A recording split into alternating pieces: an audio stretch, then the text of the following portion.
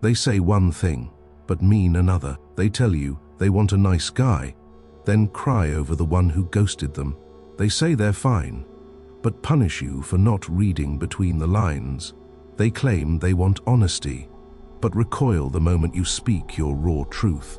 You've seen it, you've felt it, and maybe you've blamed yourself for it. But Schopenhauer didn't. He saw through it. And he said what most men are too afraid to say, not out of bitterness, but clarity, because Schopenhauer understood something deeply unsettling about human nature, especially feminine nature.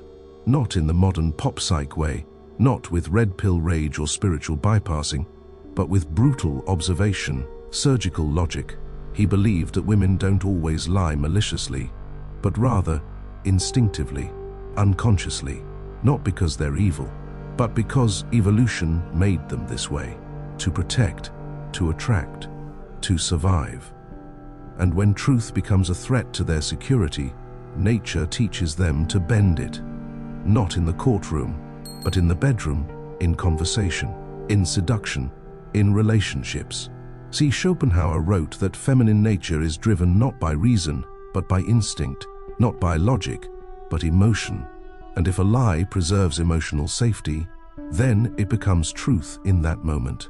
So when she says I'm okay and clearly isn't, when she says I don't care and clearly does, when she says I love you but pulls away the moment you get too close, it's not always manipulation, it's survival, a language of emotional defense, where words are only half the message, and meaning lives in the space between.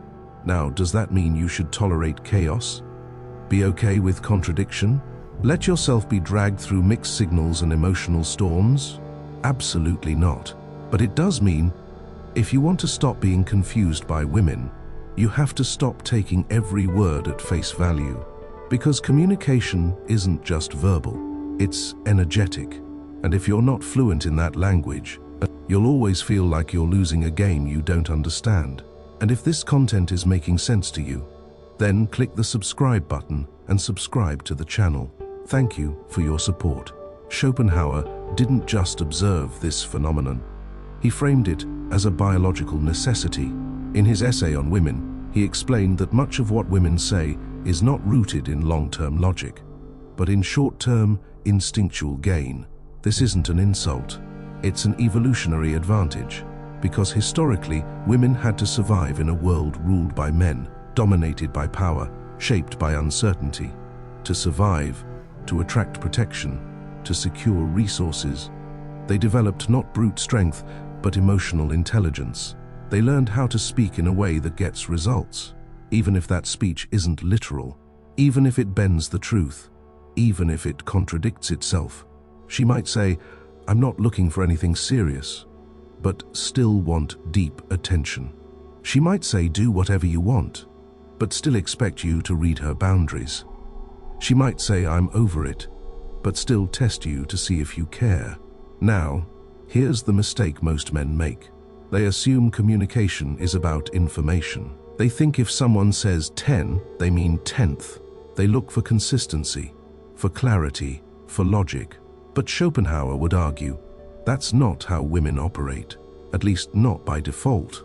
Because women, as he saw it, speak through implication, through tone, through subtext, through mood.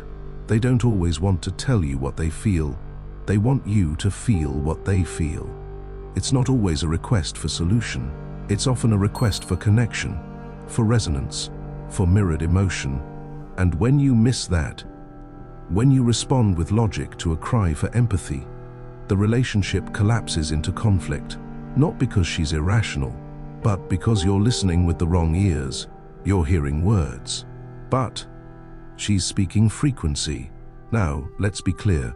This doesn't mean you should accept manipulation. It doesn't mean all contradictions are okay. It doesn't mean you stop setting boundaries.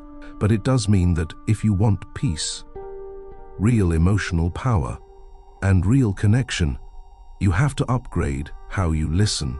You have to stop arguing with the surface and start understanding the root. And once you do, you'll stop reacting. You'll stop chasing clarity from confusion. You'll stop getting played by things you don't even see. You'll start reading patterns. You'll start predicting outcomes. You'll start commanding respect, not because you demand it, but because you finally understand. Schopenhauer believed that truth, especially in relationships, was not something everyone actually wanted. Many prefer comfort. Many prefer the illusion. And in his harshest passages, he described women as the embodiment of the moment, not the future, not the abstract, but the now. What does that mean?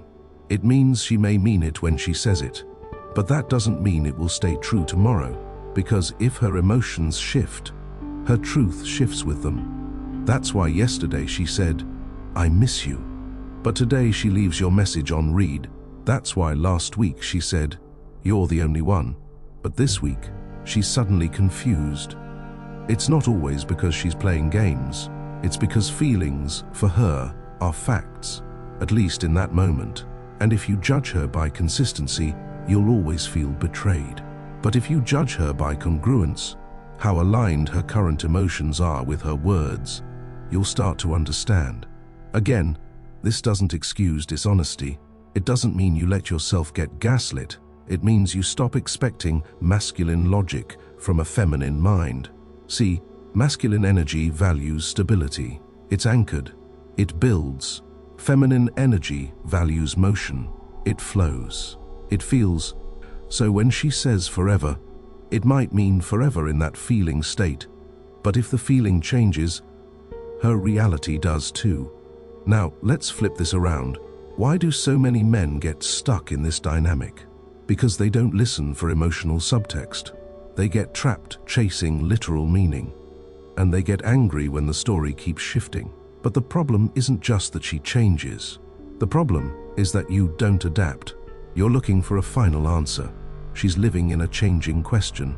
So, the more you seek control, the more you cling to her promises, the more you try to hold her words as if they're contracts, the more you suffer.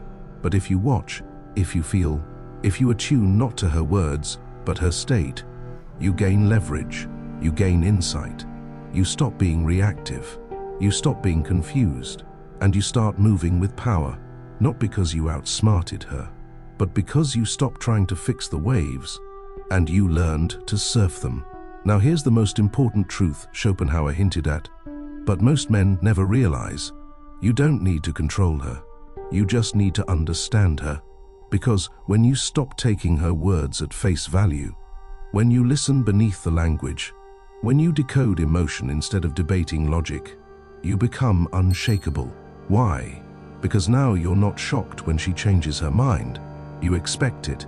You're not triggered when she gets dramatic. You see it coming. You're not caught off guard when she tests your boundaries. You hold them with calm. This is emotional power, not dominance, not manipulation, not pretending to be alpha, but presence, stillness, awareness, unbreakable self-respect. Because if you chase understanding, you'll always be chasing her. But if you embody understanding, she'll start orbiting you. That's the secret Schopenhauer was never explicit about, but it's buried between the lines. When a man becomes so stable in his truth, so rooted in who he is, so immune to emotional chaos, she either rises to meet him or leaves because she can't shake him. And either way, you win. Not because you won her, but because you won yourself. Because the point is not to decode women so you can trick them, manipulate them, or bend them to your will. The point is to wake up, to stop being confused, to stop being drained, to stop being lied to, not by her, but by your own expectations.